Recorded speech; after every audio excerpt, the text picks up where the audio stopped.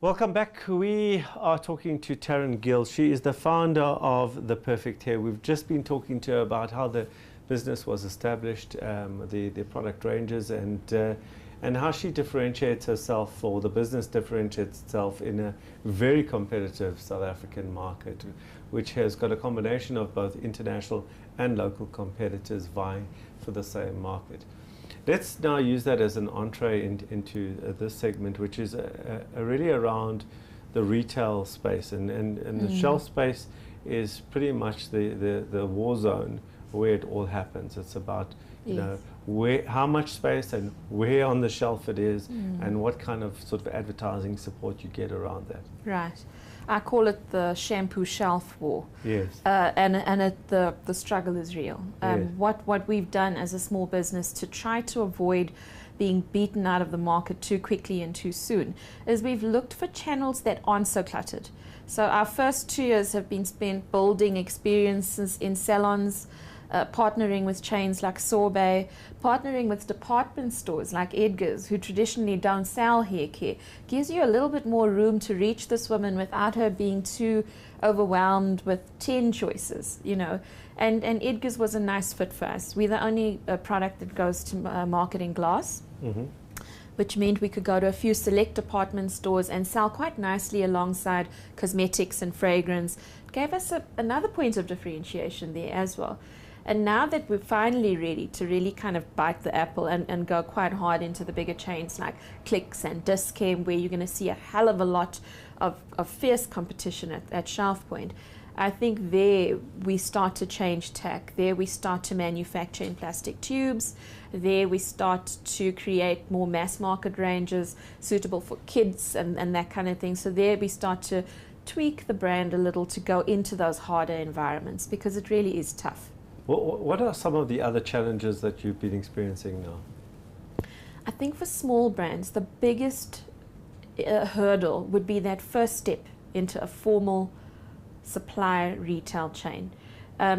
Very few small businesses are ready to take on the back end of a DC or understand the complexities of manufacturing in a plant, or understand how the transport of their product is going to impact your cash flow, or know what to expect in terms of agreement. Your trading terms can make or break you, and we often don't have the skill. You know, even having lawyers review them will not help your cash flow, because quite frankly, the retailers will dictate those trading terms. So I think most entrepreneurs need to be very wary of that first step into formalized supply chains. Very difficult. And that's been also one of your challenges as well? Huge. Okay. Yes, it really has been hard.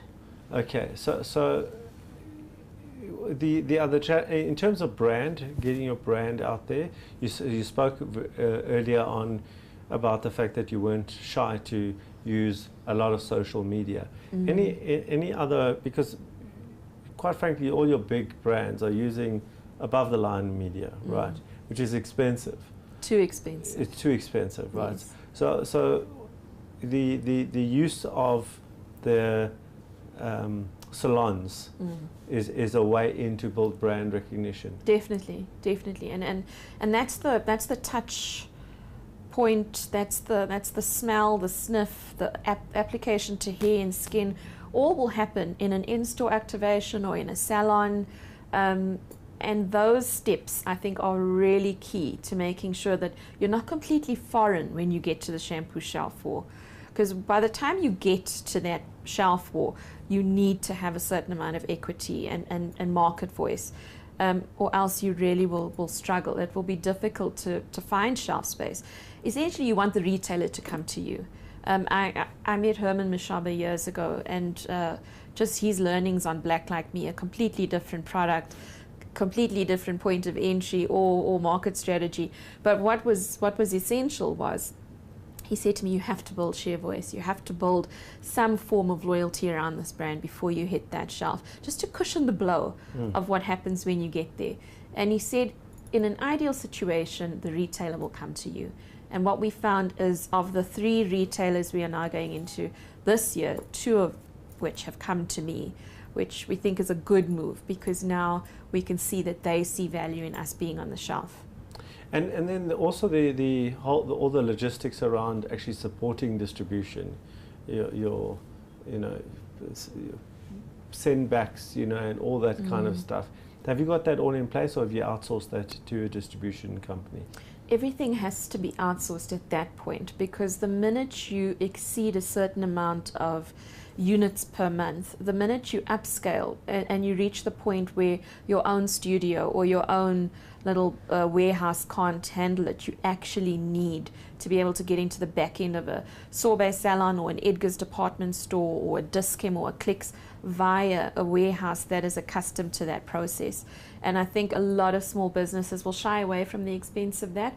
But if you're not going to upscale with the proper supply partners, then don't upscale. Then stay niche, stay online, know your market. I think if you're going to upscale, get the right partners in. Right, that's the end of part 2. We are going to take a break now and come back with some thoughts for Taryn.